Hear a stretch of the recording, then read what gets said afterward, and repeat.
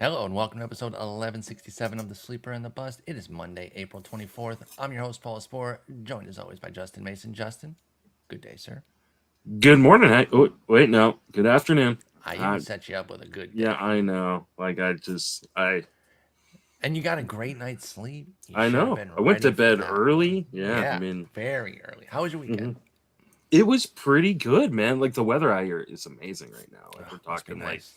like mid to high 70s all week, and sunny, and yeah, We got a it's bunch of rain beautiful. and garbage. Nicer today, but we got a lot of rain this weekend, and so it's kind of garbagey. But Pretty sure we're not getting any more rain for like the next millennia after y'all's all the cut rain off we has got. happened. Yeah. Yeah, Hmm. we'll get there soon. But we do have the traditional April showers bringing May flowers right now, so that's fine. Texas can always use the rain. Certain places, it's boring when it's annoying when you're going through it, but it's like, well, it's better than a drought. Better than a drought. But we got a lot to talk about today, so let's dive right in. We got some news and notes up top. Then we'll get into the week 5 pickups in deep and shallow leagues with some of the key guys picked up across both the main event and the RotoWire Online Championship League, which is the 12 team leagues that they have over there at the NFBC. And that'll cover a lot of the key guys picked up in the entire fantasy landscape. But let's start with Logan Allen debuting yesterday for the Guardians. Now, he was not available in NFBC leagues because if you debut on a Sunday, they don't get into the system until the day after. Thus, not available for pickups on Sunday night. And I think it's going to be one of those that might be a quick hitter. However, it puts Logan Allen, and not that Logan Allen, by the way, worth noting, the Logan T. Allen. Logan T. Allen, because they used to both be on Cleveland. At least they're not both on Cleveland anymore. But the former prospect, the one that people kind of might have known about, had a little bit of juice way back when, he's out in Colorado relieving. This is a new Logan Allen. Very interesting prospect. Came up for a spot start, 6 innings, 1 run on 5 hits and a walk, 8 punchies against the Marlins. Looking sharp. One of multiple guys who could have come up for them. Tanner Bybee, Gavin Williams were also, guys that people are talking about right now. But Allen got the start. Again, I don't know if it's going to be a short termer or not. They do have Gaddis who got sent out, so maybe he's up just for Gaddis, and Allen is up for a bit. And then there's also Peyton Battenfield who has pitched well, but maybe could get usurped. I don't know there. And Aaron Savali is still on the IL as well. So there are avenues here where Allen could stick. Did you get to see any of the start? Whether you did or not, what do you think of Allen as far as his viability right now? Yeah, I haven't gotten to watch the start yet. Definitely going to sit down and watch it before tonight. So, super interested. I mean, this is a kind of top pitching prospect. It's from the Guardian system, which means like these guys come up with really good control and just work out the rest. I would, yeah, it's the Guardians, so I don't want to say like I would be surprised that it's them down because it is the Guardians, but they're going to be in a dogfight in this division, even though I don't know that any of the teams are really that good. You Uh, don't think Minnesota's pretty good? I mean, they're I all mean, they're right. they're leading the division. I think they're just as good as Cleveland, I mean, yeah, I mean, I don't think any of them are particularly that good, but including Cleveland. Okay, I thought you were including suggesting yeah, that including Cleveland Cleveland. was a cut above. I was like, no, I No, think, no, no. and I call me stupid because I am, but I still think that the White Sox Me and have the Jason talked talent about to stick yeah. around. Me and But Jason talked about this yesterday. Like the White Sox should be like a we just cut got to give above. up on those a holes. Like I don't But know why they're so bad, but yeah, we thought it um, was Tony. Maybe we were wrong on Tony. I mean, we're not wrong that the game had It's passed them by, literally and what that Jason said. Jason's yeah, like, I gotta like apologize because he was blaming Larusa, not and his fault. I'll own that too. I haven't listened to y'all's episode clearly, but maybe it wasn't him after all. But anyway, yeah, I love when the White Sox or when the Guardians bring somebody up, so I'm automatically interested. Are you picking Allen up in a 10-teamer? We know that there's a dearth of pitching talent out there. Do you think he's good enough to go for in a 10-teamer right now? I think so. I mean, I think he's I agree, legit by the way. really good. I wasn't in on the Mason Miller, train this week, and I Yeah, wasn't in, before on the Taj Broadley one, though I think I'm going to regret that one pretty hard. Um, I think I'm going to be in on the Logan Allen one if he's still up come Sunday. yeah. So I think that becomes the main question is how long do they let him stay in the rotation? I think his stuff is good enough like, why is Zach Plesac still on this team? Like, I mean, Well, he should still be on the team.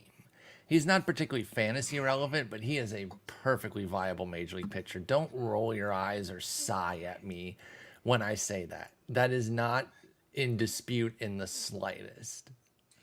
Where I is he, mean, by the way? Oh, there he is. I skipped over him in the rotation. He is a perfectly cromulent MLB pitcher. I know he has a 6.50 ERA right now. perfectly cromulent. That's a great. Perfectly cromulent. 4.38 Sierra, though. He is who he is these last 3 years, right? He's never the guy from 2020 that some people, thought, well, like, okay, that's a beginning of a breakout. No, that was a hot run. It's the standard thing that we say all the time. If it had happened in the middle of a season, we would have noticed it, right? Because he would have become a nice big streamer for a while. But it would be a moment in time. Instead, it's isolated as a season, so it looks different, and it put this like undue expectation on Plesac, but he's a fine 4.5. So he belongs. And he's actually, like you said, like the underlying numbers are actually pretty decent. So he's fine on the team. He and Quantrill are a nice like 4.5 combo. But then you got Bieber, Savale on the IL, Allen, Battenfield I really like, by the way. McKenzie's still going to be out for another month. So he's not. How long's Savale out for? Savale is a little bit more TBD. Let me see what the latest note on him is. I picked him up in a league, but I may end up dropping him. I got him for like $3. I did a pitching pod on Thursday talking about pitching prospects. So I did a whole Cleveland segment talking about Bybee, Williams, and Allen. It is Bybee, by the way. Just want to put that out. Big PSA out there to our fantasy podcast brethren. It's Bybee, even though it looks exactly like Bibby. Let me see here. I got nothing since April 10th on Savale as far as news. I mean, it's usually 4 to 6 weeks. So, I mean, he's probably with an oblique, still, yeah. So he's probably it hasn't even been a month. 2 to 4 weeks. So probably closer to 4. Yeah. That's another, and with Gaddis being sent out, that secures Battenfield. Savale staying out, that secures Allen. I think Bieber, Plesac, Allen, Quantrill, Battenfield is the 5 right now. I think Allen is a pickup everywhere. Yeah, and I think Allen's one of those guys. Like, if he continues to pitch well, then he can push Plesac or Battenfield. Then they'll figure it out. Like, right? I mean, they could always even just trade a starter. I mean, if they needed to like add to that offense or add to the bullpen if they wanted to. So, I agree. I also will be picking up Battenfield if he's still out there, by the way. 17.6%, call it 18% swinging strike rate is fantastic. It's only netted a 20% K rate at this point, but he's doing things. We're going to talk about him in the pickups a little bit more deeply. But Logan Allen, go get him. Brayan Bello did the old Abe Simpson in and out type of deal. Up for last week, back out this week. The marathon game start, the Patriots Day start was a disaster for him. He was better in Milwaukee, but 4 2/3, 3 runs on 5 hits and 2 walks with 3 strikeouts. Nothing too special there. Are you holding Bello in 15 teamers and deeper, or putting him back on the wire? No, I think I'm putting him back on the wire. I think unless you are in I've got some teams that have just been untouched by injury, right? Yeah. And then maybe you can make the argument. But the majority of teams are hurting right now. And you just can't hold on to a guy like that and soak up a bench spot, especially if you're already doing that with 1 or 2 IL guys. So especially somebody who's uncertain like Bello, right? Like he has upside, but he's not really showing it yet. Maybe I'm just justifying my own hold, but I think somebody like Bailey Ober, who's shown things and has some idea, things that we can believe in, that's an easier hold to me than somebody like Bello. Oh, absolutely. Well, especially because you look at Minnesota and you go, okay, there's no room kind of in the inn for him right now for Ober, but there's lots of avenues. As much as I love what Pablo Lopez is doing this year, he's 1 pitch away from being out for a month or 2. Molly's been hurt. Maeda has not looked good and has been hurt and is coming off of Tommy John. He got hit by a batted ball in the last game too. It should be all right from it, but that's what happened to Maeda last start. In case people didn't see, so and there's avenues there. And Gray's always great. Yeah, pitches, but he's not Mr. Healthy himself. Yeah, those mechanics never line up for good health. So, I think that Ober would be a much better stash if I'm stashing somebody. So Bello can be your cut when you go get Logan Allen. Let's talk about some call-ups. Nate Pearson coming up for Toronto. Is he coming up to relieve? Is my Yeah, question. I would assume. Yeah, I because mean, Adam Simber went on the IL. mhm. Is this finally where he's? Yeah, it's gonna be available out of Toronto's bullpen for the Monday series opener against the White Sox. Is this where he's finally gonna live? Is Yeah, Nate Pearson a reliever for the rest of his career? I think so. I mean, maybe he gets a chance at some point on a different team to be a starter, like like Matt Strahm is doing right now. Yeah, But I think at least for the time being, I would assume that Pearson is just going to be he could be a really good reliever. So yeah, and there's nothing wrong with that avenue. But I think there were some really early prospect career comps to like Clayton Kershaw and things like that, and like just unfair. Like I mean, the dude just um, I but think. if you're looking for a way out from the walks, I understand how you can get to Kershaw, Mhm. but you can't really put anybody on a Hall of Fame track like that. Like, No, no. Kershaw I mean, opened his career with a 12% walk rate through 279 innings, and that's pretty egregious. But it even was that, more about like people just seeing the upside of Pearson and going yeah, like, "Hey, this guy's gonna be a monster." And like, I he's still mean, walking the yard, by the way. Pearson had a 14% walk rate in his 8 1/3 at AAA, so 46% K rate. So he's flame throwing, he's nasty, but he's still walking everybody. So he's a bullpenner, and right now yeah, he's not a closer because they don't have space. If he can be a multi inning guy, and we can see him be like a 1+ to 3 innings at a time sometimes, that could maybe find some value in 15 teamers. But other than that, I think Pearson's AL only max right now, I right? mean, I think the like real path for him to have value is if something happened to Romano, because I do think he's got Yeah, closer type stuff. definitely agree there, but not too fantasy relevant right now. I just want to bring him up because he has a big name from the past. Make sure people don't go out and jump him for no reason. Brenton Doyle getting called up for Colorado, a moderate prospect, nothing off the charts as far as he goes. But is there any interest for you in a Brenton Doyle? Let me get you some numbers on what he's doing. I gotta find them here on the page. I mean, have you seen the strikeout rate all throughout the minor leagues? Like you're talking about a guy It's who's 30s all the way up. yeah, like 30%. Like this is not gonna end well. This Like is this is some Sam Hilliard stuff. The power and yeah. speed is there, but It's how worse can than Sam Hilliard. I mean, is it? I think so. I I think think it's Sam the same. Hilliard had some 20s in the minor leagues. Like he wasn't I don't a know. 30 all the way around. So But your point is well taken. I mean, Sam Hilliard, by the way, 33% in his major league career.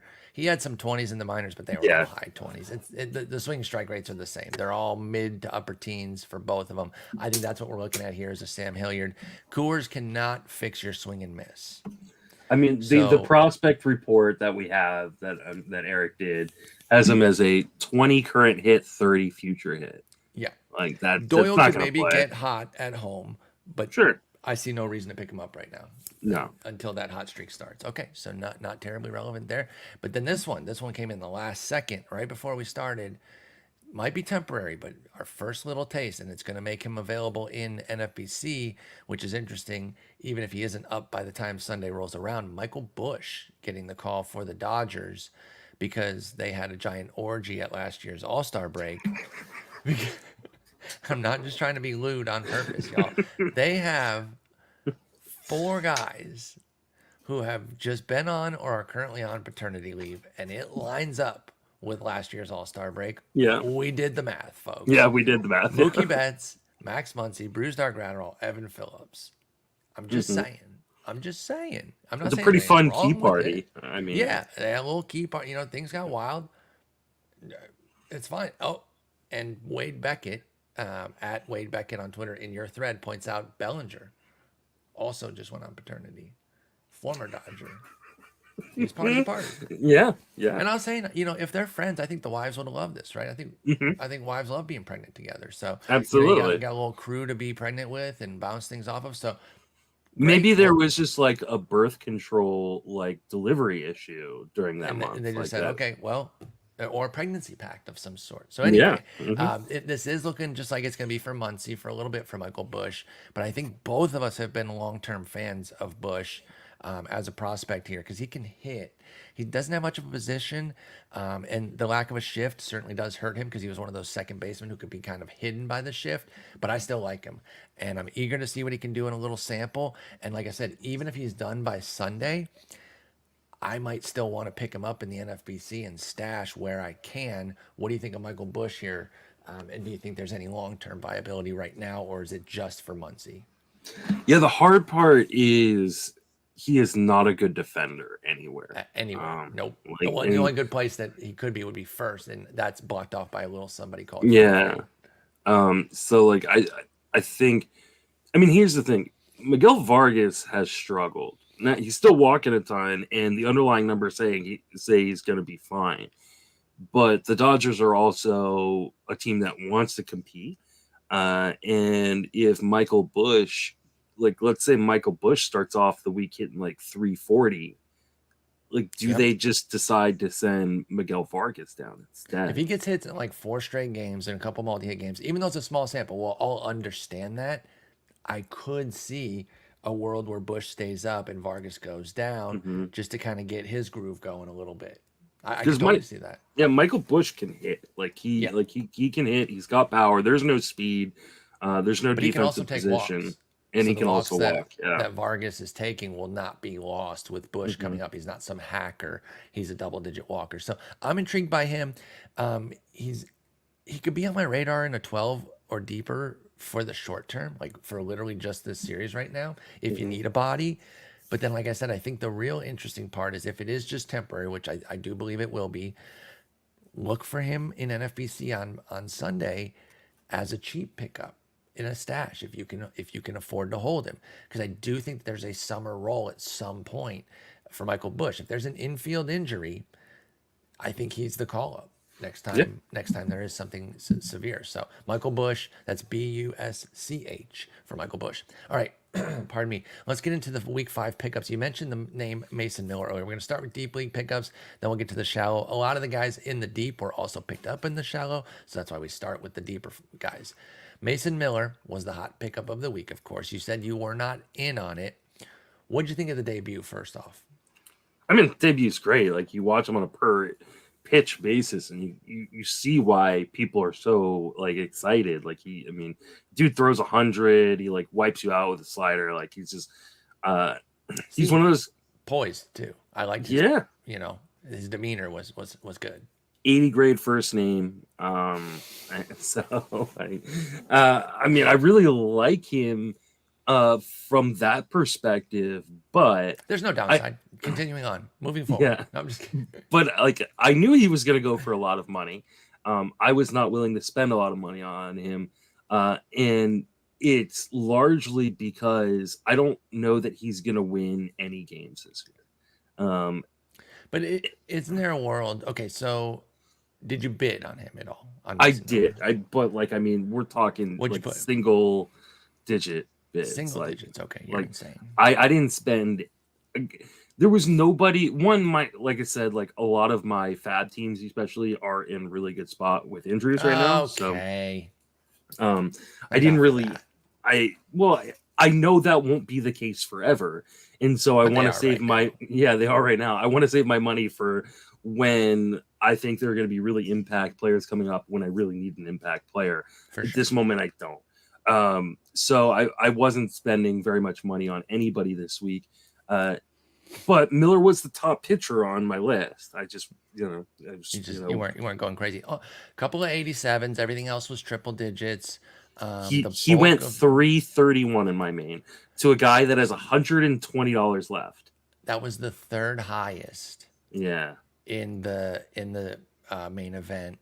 And then, Synth Bangers. I know this guy, Conroe Synth Bangers, was paid the most, $390 against a 176. The most efficient high-end bid was a 371 to a 337. So congrats to catchers in the ride there. If you're going to spend big, you at least want that big secondary to at least feel like, okay, I had to do that to get him. It's always tough when you put the big outlay and you're 2.5x the second guy. Yeah, like he went, like I said, 331 in my main, and I want to say the backup bid was like 216 or 218. You almost nailed it.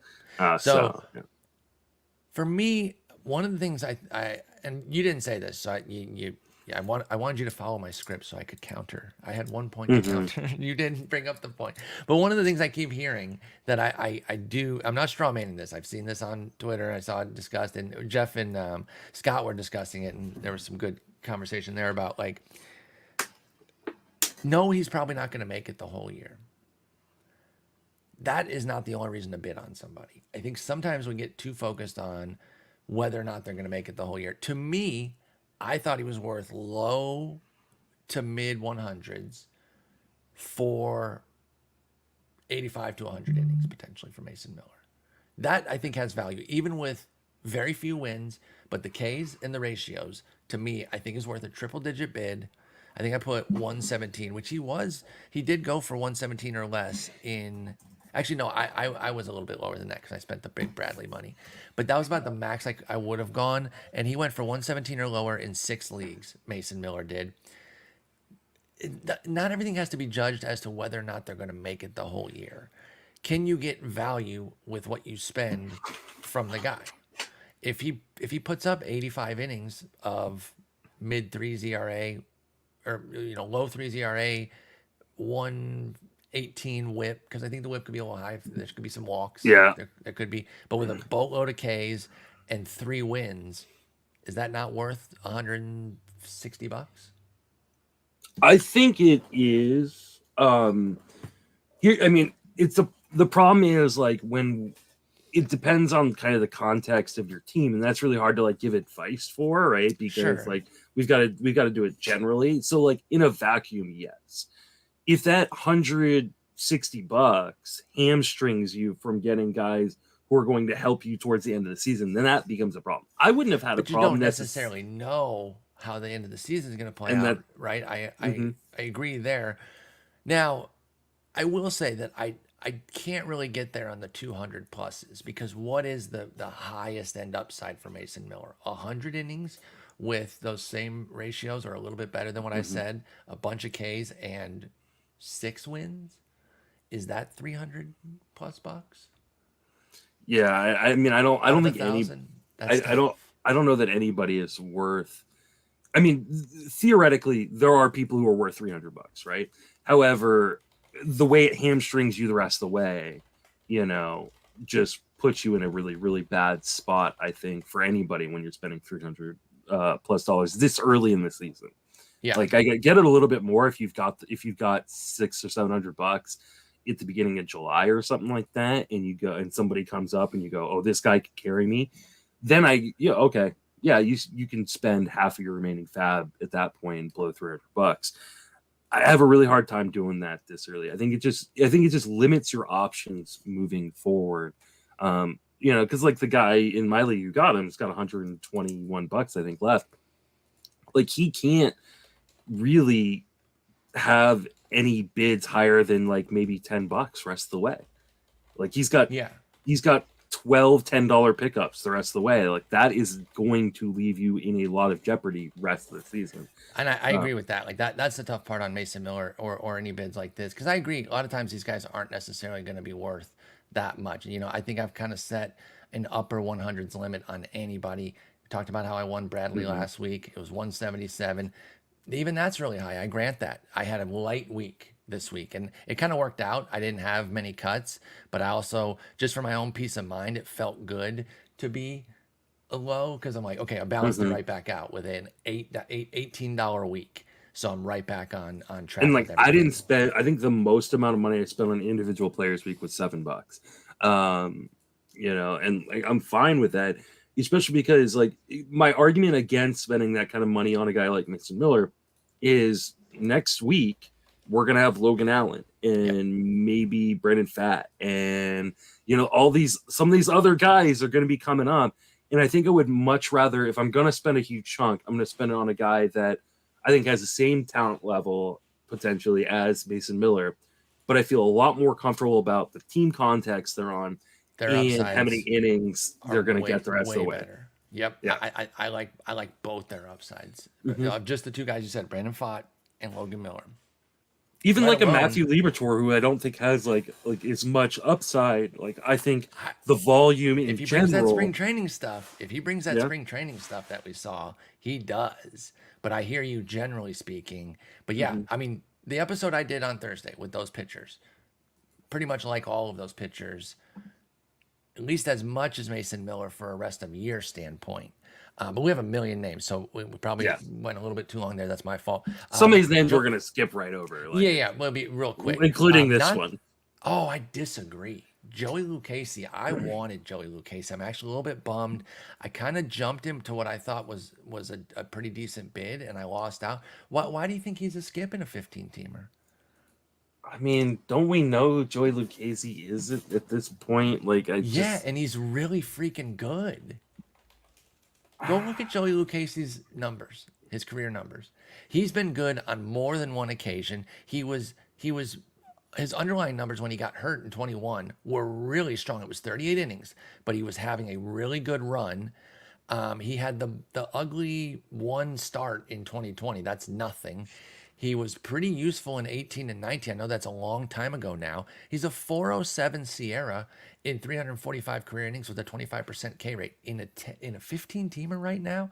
That is gold on the waiver wire. I Yeah. wanted him, dude. I didn't I even wanted bid on him. Lucchesi. Like, I know he carved up my Giants, but my Giants may be the worst team in baseball against left-handed pitching right now. They're among them. Like, they're It's really tough. bad. Like, It's tough. against lefties. So, and they didn't even have JD Davis, who had like the day off. It's been like JD Davis is their big Is there bat one right guy now. who can Like, hit? yeah, Yeah. like, so like, yeah. I mean, maybe I'm selling them a little bit short.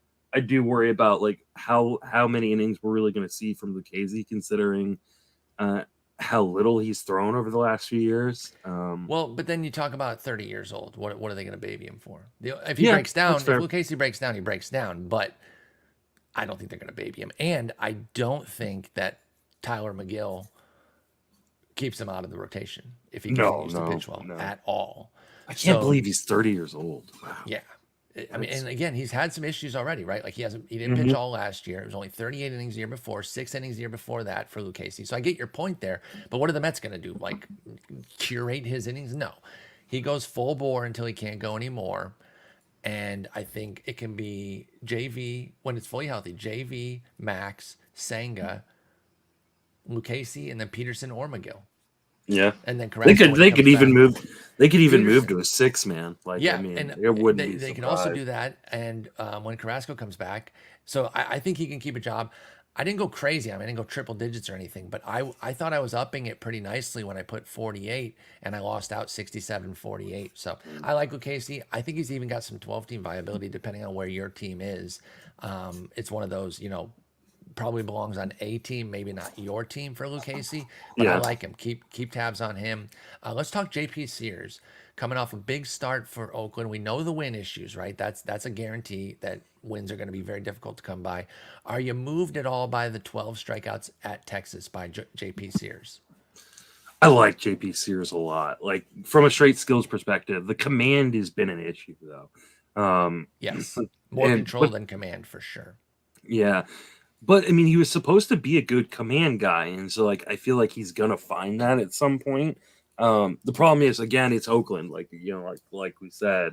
But I think there's no reason for them not to let him just go, and I think there's going to be usable starts, especially at home, in that big ballpark. So he's kind of a team streamer right now, but I think he probably should be rostered in most leagues. Most totally 15 agree. team leagues. 15 teams, some 12s, maybe if you're the team that's it's hard in a 12. Yeah, I think only if you're the team that's getting blasted. It would have to be pretty low. You'd have to have some really good. Yeah, you'd have to get some really good starts coming up. Like, yeah, JP Sears is a standard streamer in 12s, but he's a team streamer in 15s. I do agree with that. He's got a trip to the Angels coming up this week. Where you stand on that? Because yes, they have the two big dogs and even some other good guys. Not at Los Angeles. I think if it was at home, I think I'd be willing to take the gamble. Oh, you're okay. I thought you were saying it's not at Los Angeles. I was like, yes, it is. You're saying you will not start him at Los Angeles. If Sears was pitching versus Los Angeles versus the Angels at home, I think I'd be inclined to maybe roll with that, depending on what my other options are. But I think that's fair. Yeah, short porch and right and everything. Yeah, I don't know. It's dicey. It's a coin flip type of thing for me right now. But I do like him. He's somebody who's on my radar. Unlike this guy who I've fallen for years. Not this time, Satan. Vince Velasquez coming off a big start. Hey man, I said this to you before we started recording. I want Pittsburgh to keep cooking. I hope they do. I love this. It's a great story. Nope. I've been here, done this a billion times. Now, this is 3 straight quality starts for Vince Velasquez. It's not just the gem against Cincinnati, 10 strikeouts, 7 shutout innings. 6-3 with 7 Ks at Colorado, 6 scoreless at St. Louis. So 3 gems, 2 duds. Are you back in on the VV train? No, I'm not back in. Like he's still walking set it up like all cool, yeah. and you slam me down. Yeah, he's still walking like over 10% of the batters that he faces. I mean, that home park does help. I think if there was a little bit more of a pitch mix tweak, something I different. could get on board. Like if he dropped his fastball usage down to like under 30%, because his fastball still just gets fucking worked. Like so like no, Velasquez is still who he is. Like this is fun, but no, it's not gonna it's not gonna be fun for very long. You know what this is? I got the perfect comp. This is the pitching version of Patrick Wisdom, wherein they're simply on a heater of their best selves. Nothing has tangibly changed. Put Patrick Wisdom on your team right now. Ride this heater. You will be cutting him at some point in the summer. Lock it in. Yeah. Neither of them have changed. Like you might use Velasquez for his next start. He's at Washington. Like fine. Like if you picked him up this weekend, okay. But he will not last on your team. I will be floored. I will eat one of my many, many hats. I'm pretty sure his next start after that's like at Tampa. Like I'm not only studs against Tampa right now. I'm talking cream of the crop, and that is it. I like Lucas Giolito. He's our guy. You know, I'm in on him. I start him in a lot of spots. I'm benching him this week. For Colin Rea, for God's sakes, we'll talk about him in a moment. Peyton Battenfield, we discussed, and we've discussed a bit recently, but he had another solid start. He's in the rotation right now with Gaddis being ousted. He gets Colorado, and then it looks like they're kind of running a 6-man. At least that's what the probable says right now, because we have Xavion Curry pitching Wednesday. I don't know if that's if that's exactly playing out. So he doesn't get a 2-step, but he gets Colorado at home this week. I think Battenfield is pick-upable, streamable is a better way to say that, in as shallow as 10s if you need a streamer against Colorado in Cleveland. Yeah, I'm fine with that. Okay, you know, I don't think he's gonna have a risky 2-start next week he's at the Yankees. So yes, I don't know what the second one is, but I saw that at Yankees as well. But I tell you what, if he has another good outing here where everything's looking good with the swinging strike rate and all that, I'm not so sure that I wouldn't be in on it depending on what the second start is. It's Minnesota at home. And we'll have our standard 2-start episode next week. We didn't get to do that this time. Yeah, I don't know that that at Yankees is too scary. I think for me. That's tough. Yeah. I'll give a full answer on Friday, but right now I'm probably leaning no. But this week for sure, Colorado, yes. Colin Rea, I mentioned I picked him up. Just going for a cheap guy for a week because he has a 2-step that includes Detroit. There's been some good results. The core skills certainly aren't there, but Detroit and LA, the Angels, both at home for Colin Rea. He's one of these guys that went overseas, kind of altered his pitch mix. He's back looking sharp as far as, again, the results. 6% swinging strike rate is heinous. Like, that's so bad. But 19% K, 7% walk. You doing anything with Colin Rea with the Detroit start? Yeah, I mean, with the Detroit start, I'm rolling him out. I picked him up in a couple leagues for real cheap. We're Thelma and Louising this shit as we drive off the cliff with Colin Rea. Yeah, I mean, he's just letting the defense bail him out. Yeah. He's letting people put it in play, trying to get ground balls, trying to get weak contact. I don't think it's going to work for super long, but like I'm okay like streaming him right now, and then you'll probably hit the waiver wire on Sunday. Probably next week. Yeah, he can be like Logan Allen cut if I go for Logan Allen. But yeah, with Colin Rea, I'll go for it this week. If you can avoid the LA start and you can just go for the Detroit one, cool. But Justin and I had to take both with the weekly format that we picked him up in, and I'm fine with that. Ross Stripling going to join the rotation for Wood. Wood went on the IL, is that right? Yeah. So, I mean, they've been doing this interesting thing with different guys coming out of the bullpen. Mania came out of the bullpen, then Descalfani. No, Descalfani hasn't come out of the bullpen yet, but really just Mania and Stripling had been switching around. But now Stripling's back in the rotation. Are you buying back in on Strip? Yeah, I don't mind it right now. San Diego hasn't been hitting like super well. It is in San Diego. It's a pretty good place to pitch. So, Strip got blasted by KC of all teams, 1 2/3, couple homers, 4 runs. Wasn't great at New York in his you debut gotta have a either. better option, right? Like, it's I would hard. Like, hope. I would hope, but you know that a lot of teams don't within 15 teamers because yeah, of the way things have been. Waiver wires are ravaged. I think I'd rather start a good reliever, to be honest. Like maybe Okay. like like a well, you and I were talking. Like I was doing some DCs, and I was like, oh, Brandon Hughes, maybe. Like I picked up Juris Familia, hoping to maybe sneak a save. Like I think I'd rather start those kind of guys. Like Okay. I think that's fair. I mean, Stripling's doing some good things, i.e., the 11% swing strike rate's pretty solid. He's not walking guys, but you mentioned this with who did you mention with the command versus control earlier? Sears. Oh yeah. That's what's happening with Stripling with all the homers. So he's not walking anybody, but he's leaving the ball in the zone pretty fat, and he's never been overpowering. So he needs to tighten up a bit more, but we've seen Ross Stripling be good. If you have to start him this week, I get it, but I tend to lean toward Justin saying that if you have a reliever, I'd probably do that instead, unless maybe you're chasing some volume. This one I would start, though. Dean Kremer. I'm a bit intrigued here because the velo's way up. It's a two-step with Boston, excuse me. He's on Baltimore. Boston at home in Baltimore, and then a trip to Detroit. And obviously anything with Detroit on it really, really helps a two-step. And then Boston, at least it's at home and not in Fenway. It's only a 17% K rate, which isn't very good, but the velo's up damn near 2 miles an hour, and he did look quite a bit better at Washington last time out, getting 6 punchies. Now it's Washington, but it was still 6 2/3 scoreless, no walks, 6 strikeouts. What do you think of Dean Kremer in this two-step this week? I'm rolling with him. Yeah, I'm rolling with him in a DC where I don't have a ton of options, but he's I think Nick calls it a cherry bomb. Yeah. Kind of guy where like it could be really sweet or it could be really, really ugly. And the matchup doesn't always matter either. I think that is the essence of a cherry bomb, that you can't time it that well either, because it can happen. Dean Kremer can dominate a good team when he's on, and the Tigers could rip him if he's off, type of deal. And those type of guys are really tough. The hard part is, I mean, I guess Detroit's still a pretty good place to pitch.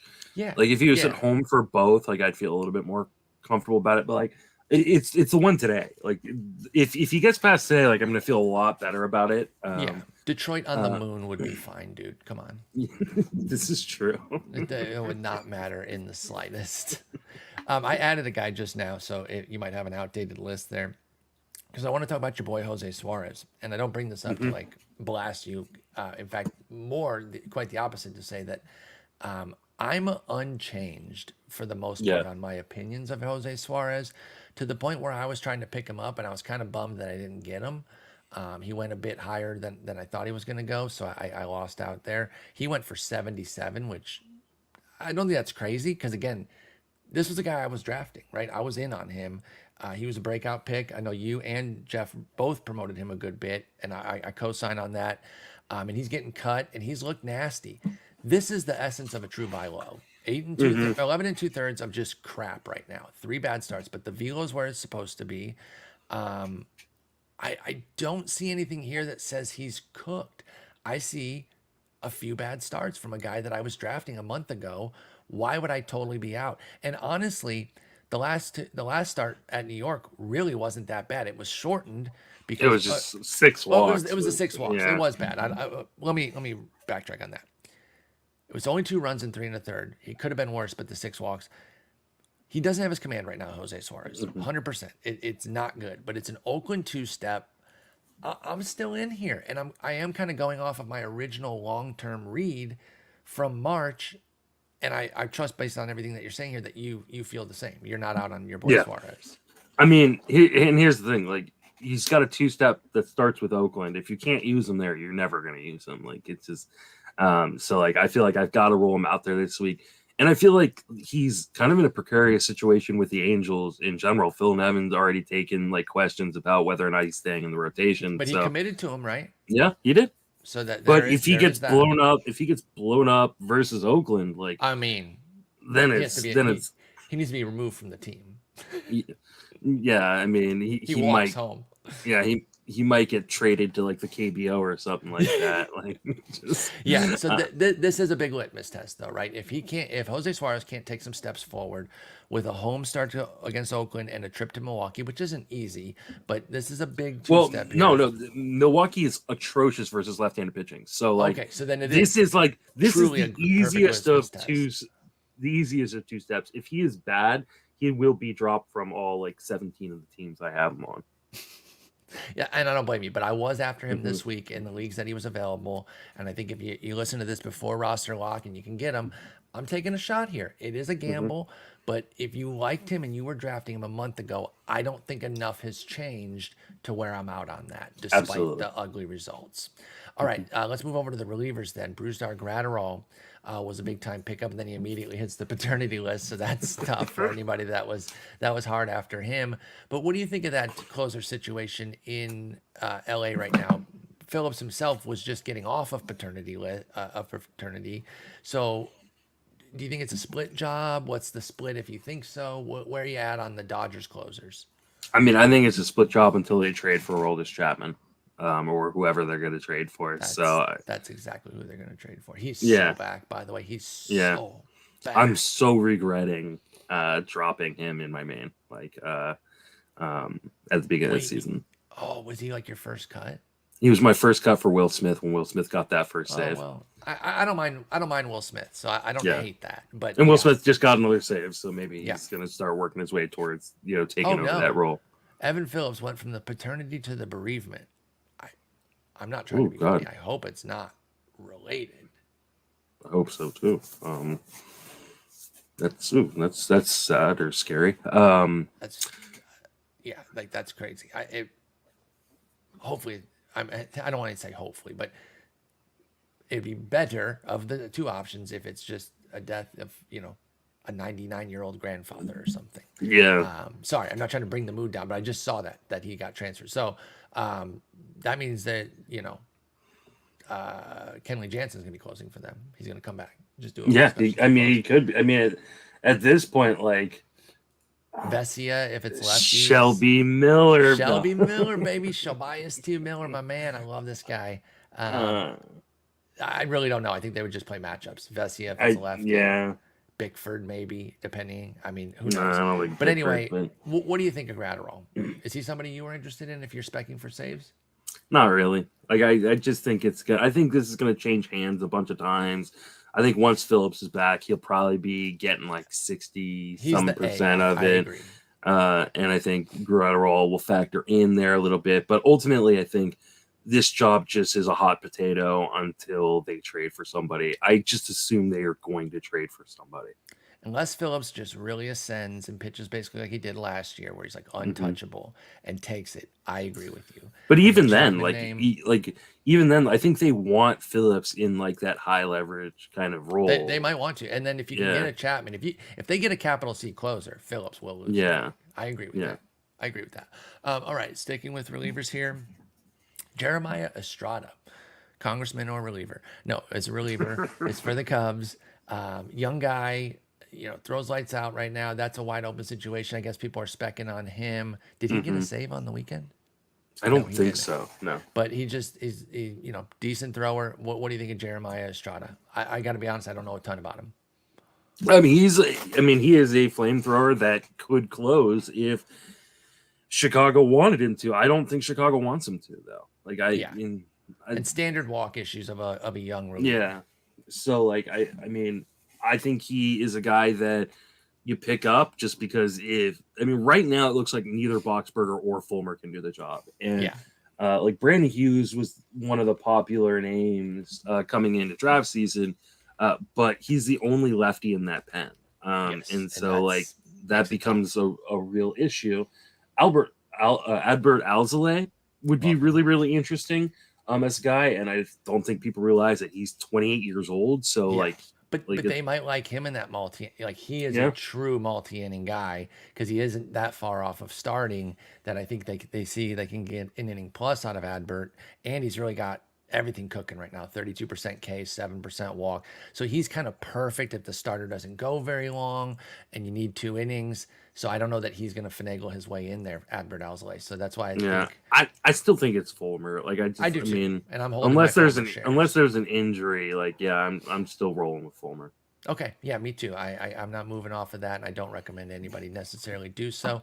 Bryan Abreu out in Houston, Presley, man, he is a tough roster. He really is. Even these last 2 years where I've been all in on Presley, and I've gotten good results. I can't complain about what I got the last 2 years from Presley, but he's a tough in-season roster in that he's on and off the IL, on and off the availability list, even right where he might not even get IL'd, but he's not available because he's nicked up. He gets you the results, but my God, is it a pain in the ass? This year, the results are a little rough, though, too. 5.40 ERA, 0.84 whip, though, which is fantastic. And a 3.34 Sierra says it's all going to be fine, but it's been a bit dodgy, and the strikeout rate is down to 25%. So people are picking up Bryan Abreu because Montero's already picked up a bunch of spots. Mm-hmm. What do you think of the Houston situation? Well, as I said, Presley. I think Abreu got back-to-back saves too over the weekend. So that's huge. That's huge. Sorry, I missed that. Yeah, so I don't get to watch Houston games, so I it's like a blank spot, even though I live in the fucking state. So it was a blank spot for me too this morning when I was answering questions. I was like, "Oh no, I think Montero's next man up." But yeah, no, wait, he got 2 saves. He got 2 saves this weekend. Like, maybe I also don't need saves, so that also makes it a blind spot for me that I'm not dialed in on every little save. But yeah, Abreu, 41% K rate. 18% swinging strike rate. Yes, he walks the yard 13%, but if they don't give up any hits and he's 3.7 hit 9, that's pretty hot. So are you Abreu or Montero? I think I'm. I mean, no, I guess I gotta go Abreu. He's the one who got the saves, right? Like, and then how confident are you currently in Presley right now? I'm not confident at all. I wonder if there's an IL stint coming. Like, I understand why he didn't pitch on Saturday. Headphones out like a dumbass.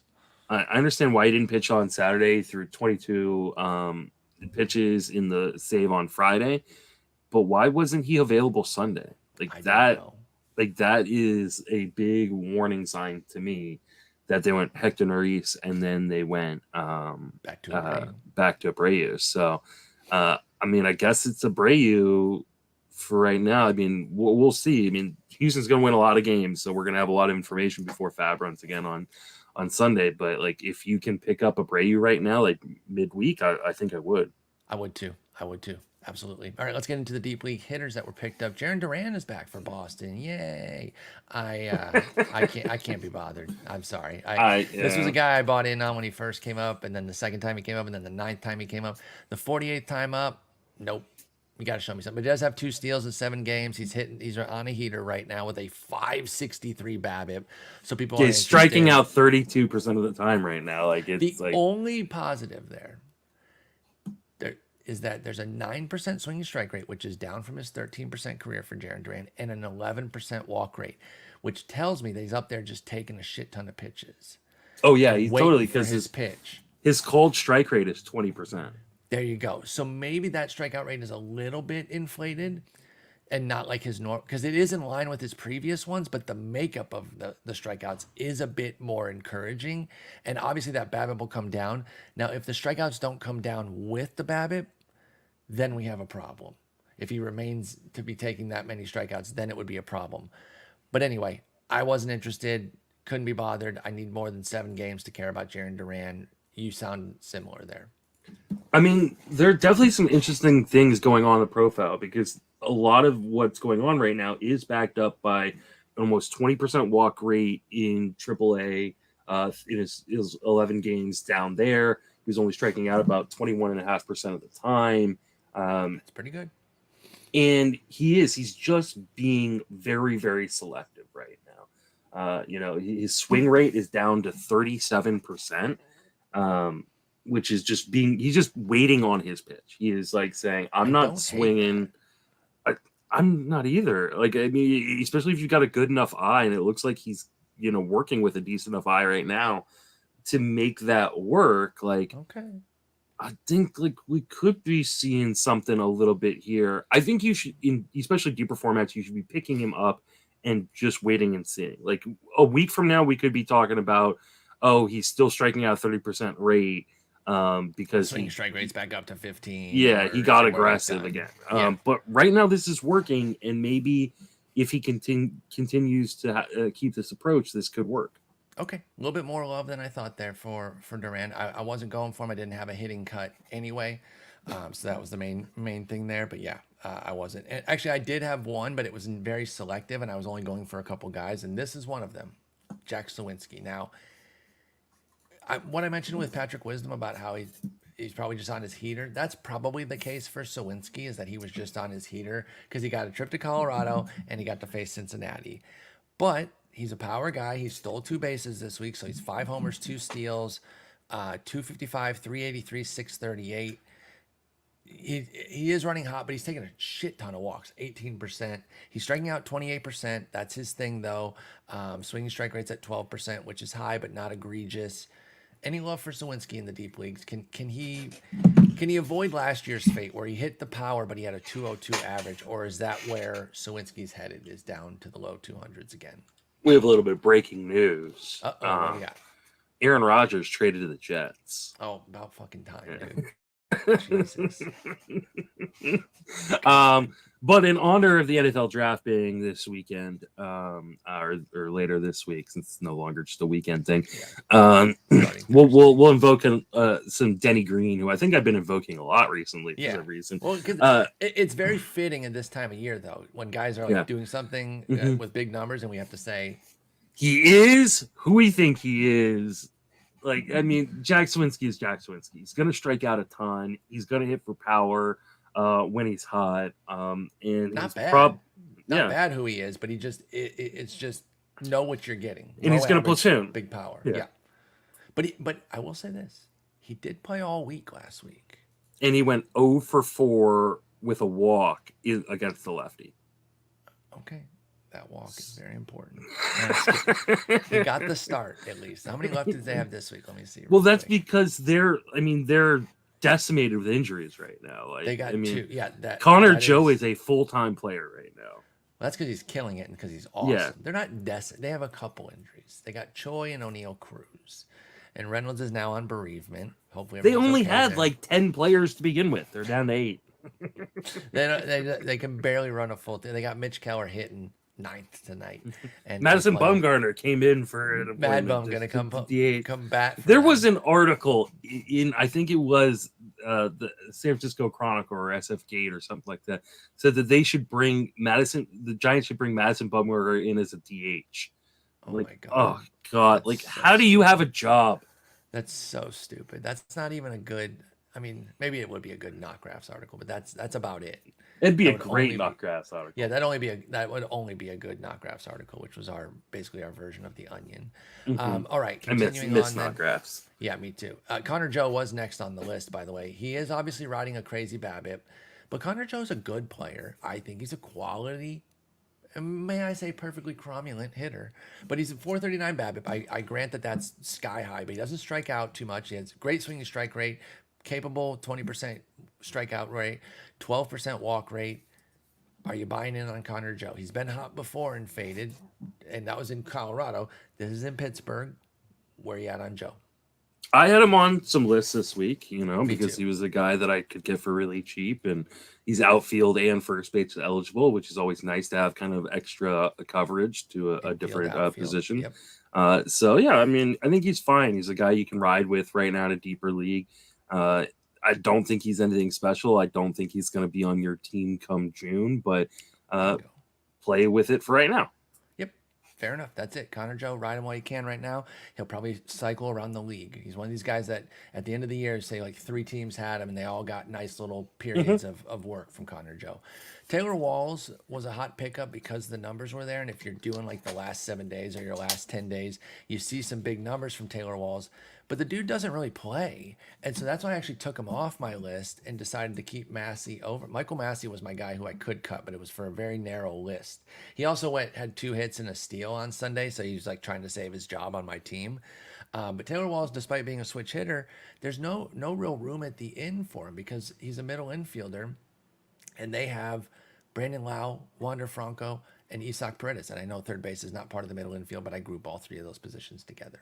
And he can play all 3 of them, but they don't really allow him in. He got 1 start at each of the 3 positions this week, 1 against the lefty and 2 against the righties, but he started twice in 6 days, or thrice in 6 days. So he's a halftime player. I took my bids out. I was like, okay, I missed the hotness already. What are we doing with Taylor Walls? Yeah, I mean, I see what you're saying, but I think the fact that he can be kind of a super utility guy, Paredes is struggling right now and could lose playing time. Wander Franco got banged up quite a bit last year. Brandon Lau's always getting banged up as well. So, like, he's a guy that I think in really deep leagues makes sense. I like what he's doing. Strikeout rates, is down to 16%. He's making a ton of contact in the zone, 91%, not swinging outside the zone, becoming more aggressive, swinging when it's inside the zone. Like, yeah, I mean, this is a line to take pride in for sure. Yeah. There is this. If there's any injury on the infield, Walls is the guy. He's the guy, yeah. And if you're paying 28 for him, which is what he went for in my league, that's not half bad. So, okay, you swayed me that maybe I should have stayed in, although my bid was 18, so I still would have lost. So I don't feel bad. He's one of those guys you put on your bench to cover if there is an injury because you know he can cover 3 different infield positions. What I was worried about was overpaying based on the fact that he was hot this past week when Taylor Walls is best picked up as like a ho-hum. But 28's not that much, so that's fine. I wouldn't have spent 28 on him. Yeah, I wouldn't have spent either. I put 18. Yeah, I think I had before I cut it. I think I had him for like 7 or 8, something like that. So yeah, if you got him on the cheap, and I'm sure plenty of people did, Taylor Walls went in 42 mains. He went as cheap as 1, and there were 6 single-digit ones, a 10, 11, 2 13s, 3 14s. If you're any of those, I think you're feeling great about getting him. If you're the person that paid, or the folks that paid, I don't want to call any single person out, I'll call a bunch of people out. If you're the folks that paid 50 plus, that's a mistake. Got caught up overpaying for the hot week, and it was a half week at that. All right, Pavin Smith, my boy, he's back. I love Pavin Smith, dude. I don't know why. I can't really explain it. But he had a nice week. He had a couple of homers. I've just liked him always. He played 4 out of the last 6 games. Any interest in Pavin Smith with his with his great plate profile and decent pop? Yes and is a fair no. answer, by the way. No, I love him. Like, I get it. There's just no place for him once Walker's healthy. Yes. I mean, Alec Thomas is about ready to explode. So, like, if Alec Thomas is on your shelf, like, don't say that, dude. I cut him, and I agree with you, by the way. Like, everything lines up. Like, as soon as we're done here, I'm going to be writing up, like, a buy low, sell high, and he's going to be on my buy low. Yeah, he's like, the numbers are really good, and the defense is fantastic. So, like, he's going to... I drafted him because he's going to play every day. Sorry, I interrupted you. I drafted him because he's going to play every day. And had center field on lock, and then I got a little impatient. Yeah, and McCarthy seems to be turning around a little bit as well. I think he's been getting unlucky. So, like, I just don't know, unless Walker hits the IL, like, I don't know where Pavin Smith plays. That is the problem, yeah. I do really like the underlying numbers on Smith, though. I mean, so, like there is skill there, and if he found PT, you got to be happy about that. I did get a good week out of Franchi, like the 1 week pickup, but I should have cut somebody else besides Alec Thomas. Oh, well. Yeah. Oh, well, it's not like I need offense more than you could possibly understand, but okay. Let's go to Houston and talk about their 2 guys that are playing well and getting attention. Corey Julks and Mauricio Dubon. Dubon is leading off right now. Let's start with him, even though I said Julks' name first. Dubon led off every game this week, played against everybody, including the lefty, and there was all righties except for 1 lefty on Sunday. He's leading off again today on Monday. he's riding a hot BABIP right now, but it's playing time at the top of a solid order. Are you interested in Mauricio Dubon? He's not striking out at all, but he's not really doing any fantasy heat either, except the runs. Yeah, you're getting a lot of runs from him and a little bit of batting average. The problem is like this feels like prime Mike Matheny type managing. And I just want more from Dusty Baker and a smart organization in Houston. Like, why is Mauricio Dubon leading off and Kyle Tucker hits? Thank you. Yeah, Kyle Tucker hits so low in the lineup. So, I want to be well, at some point they're going to rectify. They haven't. They have not rectified this for years. This has now been an issue. So he's probably going to continue to lead off. If you really, really need runs, I get it. But I don't think Mauricio Dubon is good. I think he's fine until Jose Altuve comes back. Yeah, I think that too. You're riding. If you need the runs in the average, cool. But I don't think he lasts. He has amazing flexibility. So if he was giving any fantasy heat, it'd be a great pick. But I think he's a poor man's Taylor Walls. And you're already poor if you have Taylor Walls. Yeah. So that's fair. What about Corey Julks? Interesting outfielder who has a little bit more fantasy heat. He has 2 homers. He doesn't have any steals, but he's 0 for 2. He will run. There is running ability there that he is interested in. He's just been caught. Heinously ugly plate skills, 32% K rate, and he finally got his first walk. He has a 2% walk rate, but it's a 327, 333, 491 line. Is Julks doing anything for you while he's playing? The underlying skills aren't bad. Except for the walk rate. Yeah. It's interesting because for a guy who does not walk, he sure sees a lot of strikes. He's got a 20% called strike rate, which is where this massive strikeout rate is coming from. Yeah, because the swing strike rate isn't crazy for Julks. Yeah. It's palatable. So he's got the worst of profiles in terms of hey, I'm going to be really patient when it's in the zone and not so patient when it's not. I don't know. I don't think he's very talented in general. So he's 27. Homers and 22 steals last year at AAA. I wonder if there's an adjustment that somebody could give him to dial up the aggressiveness in the zone to unlock something. I wonder if he's a step away from an unlock or not with Corey Julks. I don't know. I'm speculating because of what you're saying here. It seems like he's not that far off, right? If he's doing some things well, but some egregious things wrong. Yeah, I mean, he's hit the ball pretty hard. That's what I'm saying. So if they can tune it up to swing more, dummy. Yeah, the ball's in the zone. Don't call him a dummy. That'd be rude. But if you're not gonna walk, at least just swing the fucking bat.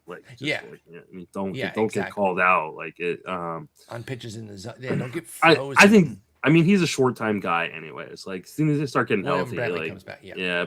I mean, and then Chaz will come back. Yeah. And I do think Chaz McCormick plays over him, Brantley, Altuve. So they got 3 big guys coming back, and that means the end for Dubon as well. By the way, just so we're clear. Exactly. Too.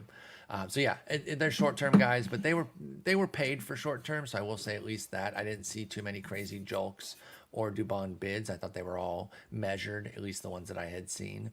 And then the last hitter before we get into some shallow guys, Oswald Peraza. Look, we talked about this earlier with regards to the Jose Suarez thing, with regards to how much do things change from where we were in draft season a month ago to now. Last month in draft season, I liked Peraza over Volpe. Now, obviously, there's a key difference to where he's not playing and leading off the way Volpe is. So there is a tangible fantasy difference there. But in terms of skills, I still do not see them terribly far apart. And Peraza started 4 of the last 5 games during the week. He is not starting on Monday. I still think Peraza is a good player. I think he's an interesting pickup. I'm in. He wasn't available in my league, else I'd have been going for him. I picked him up last week in leagues. So nice. He was. I think he was on our episode last week too, but he was still picked up a bunch this week. That's why I'm including him again.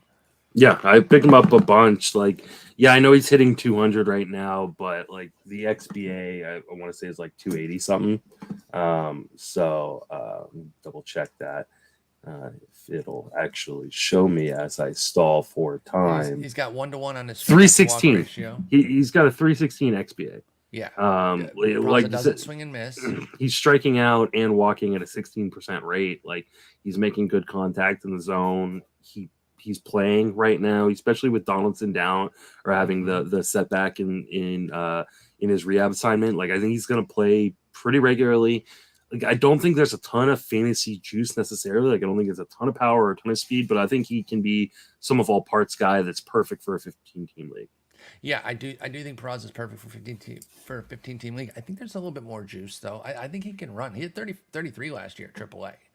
So if the power doesn't necessarily come along to a major degree, and he's more of like a low double digits power, I do think there can be upper 20 steals on a per 500 plate appearance pace though. But I really like Peraza. If he's available, I'm picking him up. I think I'm picking him up in some 12s as well, where I have a spot. It kind of depends on your league setup. It has to be a full roster with the, and by full I mean the standard setup with the middle corner 5 outfielders.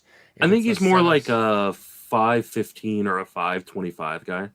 Only like 5 I don't. homers? Yeah, he's got like a 75% ground ball rate right now. Like, and I know it's super small sample, but like, the launch angle is negative at the moment. Like, also not great.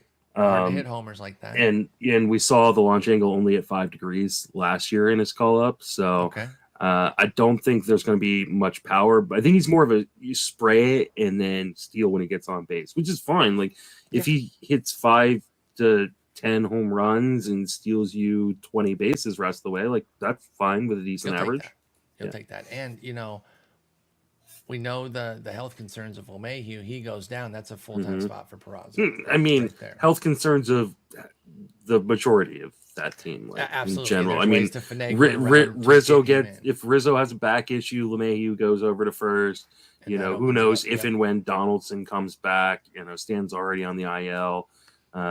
Sub. There's plenty of ways he can get into the lineup. Yeah, no, I think you're dead on there with regards to Peraza, and thus I'm in. All right, a handful of shallow league guys that were mostly rostered in deeper leagues. Harold Ramirez had a huge week. What do you think of Harold Ramirez? Are we having a breakout? Is this a breakout or a hot run from Harold Ramirez? He's at 373 with 5 homers. He's always hit for a pretty solid batting average, but this year he's got some pop with it. He hit 6 homers all of last year, so he and Yandy are really finding their pop. What do we think on Harold Ramirez? I want to know what the Rays were doing with this team to start getting some guys like Harold Ramirez and Yandy Diaz to raise their launch angle, because that's what's happening here for both Diaz and Harold Ramirez. I mean, Ramirez, it's not raising it a ton, but it's like about 14 degrees right now, which is up from like 4 or 5 degrees last year. I don't think he's got a ton. I mean, he's not Yandy Diaz. He doesn't have a ton of power, but like, this makes him playable even in 12-team leagues. I agree. Especially because he's got such a good contact profile. And, one of the things that we're seeing right now is that he's making just as much contact, if not more contact in the zone while raising it. So he's not sacrificed. He's not selling out for power. Harold Ramirez is, just tweak that launch angle enough where it can unlock some power with his good contact. I like this. I totally agree with that. I don't really have anything to add. I'm picking him up in 12s for sure. I could see a world where you need him in a 10 too. If your injuries played out the way where you can't find anything, I'd go for Harold Ramirez. That team's on fire right now. I want any piece of that team that I can freaking get in Tampa Bay. And you love those guys, again, infield, outfield eligibility, right? Always, for state's outfield. So nice. So I do like that as well. Joey Gallo got a homer, couple walks on his return. He's back. Do we care about Joey Gallo in shallow formats? A lot of people did this week. No, I don't. I mean, he's still just gonna continue to strike out a ton. Like, it's Patrick Wisdom. When he's on a heater, he's viable, but he should be up and on and off the wire in shallow formats all year, and maybe even 15 teamers. I think Joey Gallo could feasibly be cycled around the league a little bit. Oh, he absolutely will be. I mean, all right. So right now he's got a 471 BABIP, and that equates to a 235 batting average. Wait, no. He has a 471 ISO. Oh, it's a 188 BABIP.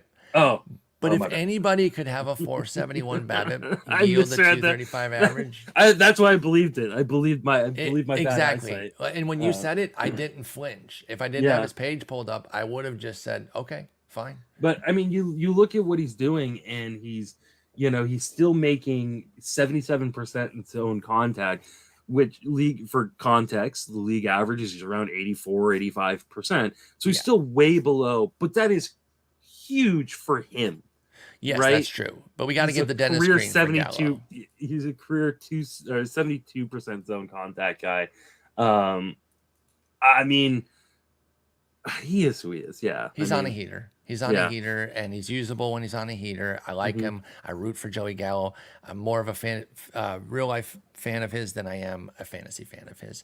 Alec Burleson making his way into the shallow format pickups right now because of all the good that he's been doing for St. Louis and the PT that he's been drawing. Now, Newt Barr's back, and it didn't really put a damper on Burleson's PT. He played 4 of their 5 games from Monday through Saturday, so didn't play Wednesday or Sunday. One of them was against the lefties, so that one makes sense. So only missed 1 game against righties, and he's still batting second or third when he is playing. He's a pretty not full-time DH, but like a 70% time DH.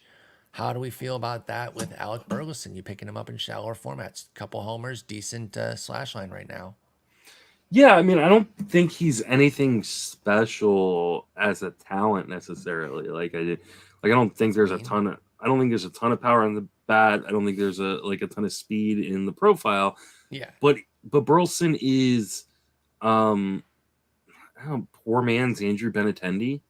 Like prime poor man's and so maybe he's Andrew Benintendi now. That'd be fair. So a guy who's gonna hit 15 something homers and maybe steal 10 bases and do it with a decent batting average. You sure he's even gonna run? I don't think he's gonna run that much. Oh yeah, probably not. You know, I think Alec Burleson is like a reincarnation of Alan Craig without the positional. But Alan Craig walks. I just meant with the overall output, like a decent average. Alan Craig's a lot of Alan Craig's, if I'm remembering correctly, got been 2 years. I love the wrench. Alan Craig, he put up some double-digit walk rates, didn't he? Actually, no, 7%. No? Okay, 20%. So maybe that's a pretty good comp. Maybe closer than I thought, because when you said the walk thing, I agreed with that. But no, I think it is basically that, except the positional flexibility, because Burleson's a DH, whereas Craig did kind of bounce around. Even had like second base eligibility in season 1 year, if I recall correctly. So that was crazy. Some shallow league pitchers who are available. Man, Eduardo Rodriguez, what an outing for him, man. That was a fantastic run. We had 2, was Smyly's a perfect game or no hitter? It was. Were they both perfect runs? Let me look up Smyly. I think no hitter. I think we had 2. Okay, maybe. Well, we had 2 a no hit / perfect bid, a couple days apart.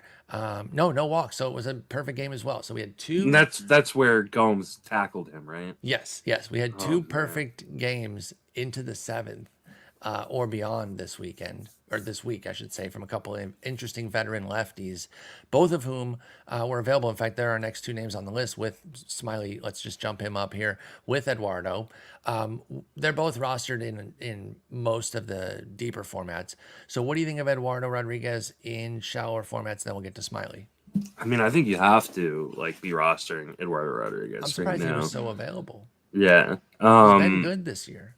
Yeah, I mean, he was a guy that I talked a lot about as end game pitching pickup. I think we need to just wash away last year, forget last year happened. He wasn't that bad in last year anyway. Well, no, but I mean, I think he got hurt, and then the whole thing happened with whatever personal, the off the field thing, yeah. Just wash that away and pretend like it didn't happen, and. If you do that, he was being drafted as like an SP2, SP3 coming the last season that you were getting at the end of your draft in a 15-team league. I think he should be I don't think he's going to jump back up to being an SP2 or 3 necessarily, but an SP4 or 5, even a 10-team league, that's fine. I like him a lot. I like Eduardo. He's dealing right now. He was excellent on Sunday. Command was on point. And not going to have many wins with Detroit, of course, but hey, you got to get the ratios and the quality. More wins than you will with Mason Miller and Sears, yeah. And Sears in Oakland. So, what about Smyly with the Cubs? We know the story with him, right? He's usually rosterable while he's healthy, and then just never stays healthy all year. Is anything different there? And this was just one of his good outings. Yeah, I don't know that there's much that's different. I think he's full Dennis Green here. He just Yeah. is like he's good. He pitches well every year for a period. He always gets hurt and always ends up back on the wire because of it. Mm-hmm. Yep. Okay. Griffin Canning, we did talk about him last week in the deeper formats. Now he's making his way into the shallower formats because he has a start against Oakland this week. And then he goes to St. Louis the following week. Obviously, we love him for Oakland. What do you think about Canning in shallower formats? I think you co-signed the pickup last week in deeper leagues. So obviously this week we're signing off on that against Oakland. Are you interested in him in shallower formats at St. Louis next week for Canning? Probably not. There's just not enough. 16% swinging strike rate. Yeah. Not bad in New York. 5 1/3, 2 runs, 4 strikeouts. Is it in St. Louis or is it in St. Louis? That's a little bit more interesting. Busch Stadium's a good place to pitch. They're a tough offense, but that offense is too scary for me. I think I don't think I'm rolling with that. At the very least, Canning is a team streamer for me in those formats. Yeah, I think so. I'm not gonna cut him if I'm not gonna use him next week. Mm-hmm. That's what day. What day is it on? It's on Tuesday. All right, so if he starts 2 Tuesdays in a row because of their 6-man. Oh, that's right. And then you get the Cubs following that. That's fine by me. Yeah, I think I'm okay with that. And then potentially, I can't see that far. Yeah, I don't think I'm starting him at St. Louis. I think that lineup's just too good. I think I want to watch it and see. And if he pitches well against the Cubs or against St. Louis, then I could go with Canning against the Cubs. You starting Canning at St. Louis in deeper formats, 15s. Depends on my other options, but I think it's definitely in play. Yeah, I'm leaning yes, assuming he doesn't implode against Oakland or something. Mm-hmm.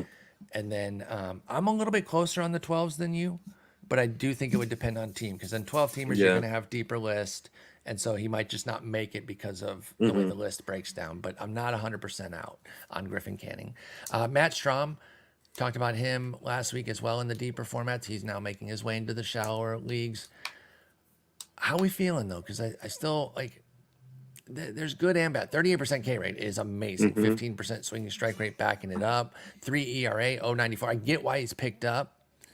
I guess, if you're streaming, that's fine, right? Because I'll go back to, I don't want to contradict what I said earlier. I'm not going to complain that he might not be around all year after I just did that whole thing about getting too focused on guys by saying, oh, they're not going to be in all year. Who cares? For the here and now, I think Strahm is viable. He gets Seattle this week, but then a trip to the Dodgers. How do you feel about those 2 starts for Strahm in shallower formats? Yeah, I don't want to do that. Either of them? I don't think I want to do either. I mean, I can do the Seattle start at home. With these skills, he can handle Seattle, right? I'd feel better if it was in Seattle. True, that part, Safeco or what T-Mobile, what the fuck? I don't know. Yeah, whatever. T-Mobile is better than Philly because Philly's a tough Yeah, but, I mean, you still got Kelnick is great, and J-Rod's getting going, and I don't bring know. up Kelnick. Kelnick is amazing. He's fire, amazing. I text you every time. Every time he pops up, I'm like, bro, he did I hope you text me 30 more times, bro. And I do too. And like I said, I'll wear the L. I've been saying it. I don't care. I'm not trying to like avoid the L or whatever. Like you can bring up the clips where I said, nah, I'm not in. I don't mind. I'll eat the L. I do still root for him because you dig further in the archives and I'm just as high on him as you are. I did quit him. I will own that. But I'm in for this resurgence if it sticks. I'm praying for Kelnick. I will gladly eat the crow for that one. Bailey Ober, I talked about him earlier as somebody that I like as a 15-team stash. Can you stash him in 12s right now? He had a great spot start, but it is just that right now. There is no room at the inn, but we know Bailey Ober can be good. We've seen him be good in the majors. is pitching in a state right now where you'd rather have him as a 12 stash than some other guys who are up in the majors and mediocre. I think it's so hard to stash in a 12, especially because you I just agree. don't know when he's going to be back. If Maeda makes his start and makes it through his start against the Yankees on Wednesday, then I think you can cut him. Okay. But I think Maeda seems to me to be the one that like is on the shakiest of ground here, and Minnesota is in a dogfight, like, and they're not tied to Maeda after this year. So like, if Maeda struggles, like he could get a real IL stint or a fake IL stint, or he can go to the bullpen. He's been sent to the bullpen 500 times in his career. It was all by the Dodgers, but like, I don't think I love Maeda. I'm rooting for him, but he's coming especially off the because TJ. his contract isn't it like all based on like Does how it many still starts? have that stuff? I feel like it does. I don't know. I think I'll it look it might up. still be that same contract with Maeda. So I like Ober as a hold if you can, but it is a luxury hold right now in 12s. 15s, I'm fully on board. I'm doing it myself, as I mentioned. But in 12s, I think there's probably going to be something better for that roster spot, depending on your league setup and everything too. So let your league dictate that a little bit more. We're giving a bit more general advice here. Did you find the Maeda contract? Looking at it, it looks like he gets a bonus for innings pitched. Okay. And a bonus, and a bonus for games started. There you go. So like Minnesota's cheap. It might actually make sense for them to like, if you're not pitching well, you're going to the bullpen, and then we can save a whole bunch of money. Like you said, though, they need to win as well, though. So like they also, it wouldn't just be to save the money. It'd be that would be a bonus, I mean, I think if he was pitching like a stud, they just keep him there and be like, okay, we're getting our money's worth. But if not, then yeah. Adam Ottavino got 2 saves in the Dodgers series at the beginning of the week. He has saves in 3 of his last 4 appearances dating back to April 12th. So he was a hot pickup in shallower formats. What do you think of Ottavino in that Mets bullpen? I've been holding on to Ottavino in a lot of leagues, so I'm hoping that patience is going to pay out. I mean, I think he is still kind of 1B to Robertson, but I mean, Robertson's health track record isn't great, and if he were to, and if he were to struggle, like they could easily just go to Ottavino. So I think he should be rostered in just about any place where you have a handcuff. I think. They both have 4 saves, by the way, so it might be a 1A, 1B situation, not even an AB. Like even tighter than. Oh no, excuse me, 3 saves for Ottavino, 4 for Robertson, but that's close. That's close. So yeah, I do think Ottavino is rosterable when you're specking for saves. What about Jose Quijada? He got a couple saves this week. Did have a pretty decent implosion against KC as well, though. Are we in on Quijada? Estevez, he's a guy I was bought in on coming into the year. He has certainly not taken hold of that job and said, this is mine. It's been very shaky. 14% walk rate. He didn't even do that shit in Colorado. So I don't know what the hell his deal is. He has a 180 ERA, but it's a 140 whip. Those two numbers cannot go together. And if you have a 140 whip, the ERA is going way up. So Quijada has a 519 ERA, but an 092 whip. So they both have some interesting stuff going on. I would rather the guy with the 092 whip, though, than the 140. So what do the Quijada for the Angels? I mean, I picked up Quijada in a few leagues last week and tried to pick him up in a couple leagues this week, but got outbid. I feel like this Los Angeles bullpen isn't that much different than the other Los Angeles bullpen, except for the talent isn't anywhere close to being the same overall. So, but in terms of the uncertainty, you're saying, yeah, I think this is a hot potato. That if the Angels are competing, then Aroldis Chapman or whoever will be traded for at the deadline. But right now, your guess is as good as mine. This is probably it's matchups because Quijada's a lefty. We should point out. Yeah. I think it's 60-40 split with Quijada being on the shorter side because he's a lefty. Could be some saves this week. Obviously, they're playing Oakland. We've mentioned that a few different times with the Suarez and Canning starts. So could be some good opportunities or no save opportunity because they win by 9. So or Matt Moore becomes the fucking closer. Who knows? Yeah, who even knows right now what's going on there with the Angels? But I understand the Quijada pickups, and I totally get it. All right, there they are. There's the Week 5 key pickups. Some interesting names. Obviously, no blockbusters outside of potentially Miller, but also I want to put my flag on Lucchesi again. I really do think if he stays healthy, there can really be something there. I'm very interested in him. And then Harold Ramirez in those shallow leagues could be a lot of fun too. Yeah. All right, Justin, we'll be back. We'll do our 2 starts on Friday and everything. I'll have something in the middle of the week. I don't know if it'll be solo again, or I might just do hitters, prospect hitters to go with my prospect pitchers one, or I'll find a guest. But I'm going to start lining up some midweek guests. So. Yeah, and I'm going to start lining up some Sunday guests, especially for when Jason can't be there. He and I will definitely record on Sunday, but I definitely going to start lining up some guests as well. Perfect. So then we're in our flow here, right? It's the 24th. We're about a month in here. I think we're both in our groove right now. Mm-hmm. You're going to start getting the pods all consistently. Both of us, I have our chats. You're on Monday afternoon. I'm on Wednesday afternoons. Got the articles coming out. Got the Roto write-up. Got the daily SP chart. We're in our groove here, and it's going well. I did gain 9 points in the main event. Now, I lost like 9 points in the main event. And I'm not worried. Yeah.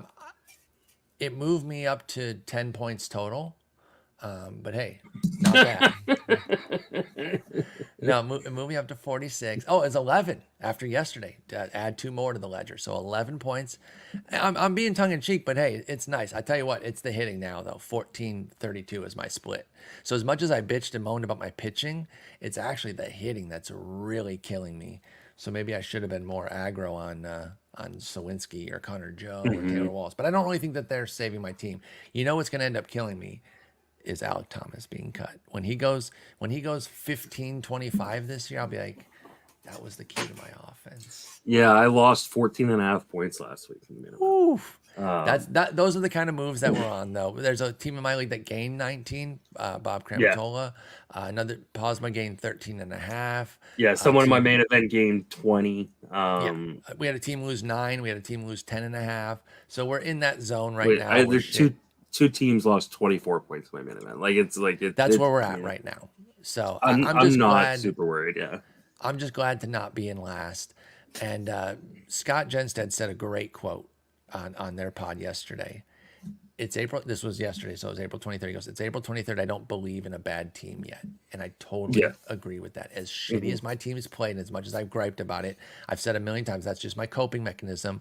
I haven't lessened my effort an ounce as far as caring about the team and putting in all my work, because I don't think I'm out of anything yet. As bad as it is, this is still just a shit few weeks, which I could have easily gotten in June. And so the bottom line there is keep your chin up. If you're giving up on a team yet, you're giving up way too early. I don't care what's happened. You can reel off all the injuries you've gotten. If you're giving up on a team yet, you're giving up too early. Yeah, anyway. Absolutely. I mean, you really should not give up on a team until.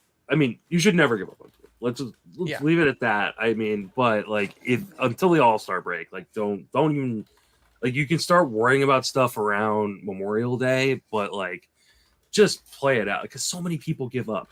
And just remember, I got a question in my chat today, is there anybody you're extremely worried about? And I said, not really. Unless there is you're not worried about Max Muncy? No, I'm not. Sorry, I'm just bringing that up because you got that in your chat 2 weeks ago. All those people who asked me if they should drop Max Muncy. He's hit 80 home runs in the last 2 weeks. It was after 9 games. Yeah, the guys on the back half of your roster, if they're struggling, you can drop them, right? You took them in the back half of your roster for a reason. You're back third.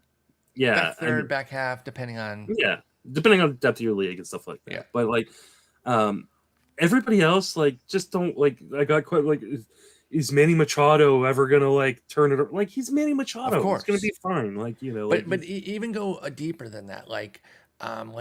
Who's an 8th round pick that sucks right now? There's no universe where I'm cutting somebody like that. I don't care if they're hitting my weight right now. Let me pull up a sheet here, see if I can find somebody who's struggling. Isn't Stephen Kwan struggling? Or Yes. I got that question today. Is Stephen Kwan just not I know he started off super hot last year, where he had that amazing hitting but streak. Then he went in the tank. But then he went in the tank, and you look at the underlying numbers. He's got a 97% zone contact. Dude's gonna be fine. Worth drafting there. Yeah. There is no way that you should be off of me as a 269 BABIP. He's in the 8th round, so it's perfect for what I'm saying here. An 8th round, 9th round guy. I don't care what they're doing right now. I'm not cutting them. There is no world. And I wasn't even a Quan guy. And if somebody cut him, I would pay a shit ton of my money to pick him up. So keep your chin up. Not too many people are still listening, but the diehards are. Don't quit. Yeah. I'll talk to you on Friday. Take it easy.